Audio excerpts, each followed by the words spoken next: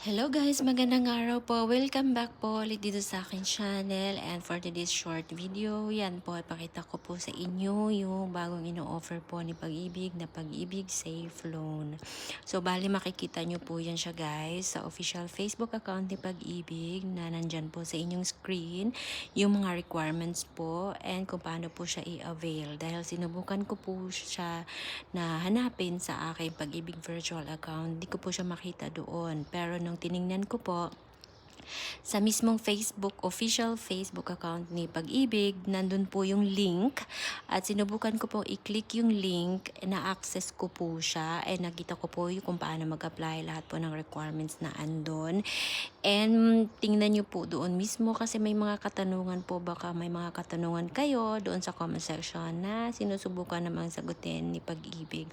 10,000 po pataas yung pwedeng ma-loan sa kanya. And madali lang po dahil may diretso po siya sa loyalty card and online process lang po yung loan. So, tingnan nyo na po kung gusto nyo mag-avail. Sa lahat po ng member ni Pag-ibig, pwede po siyang i-apply online.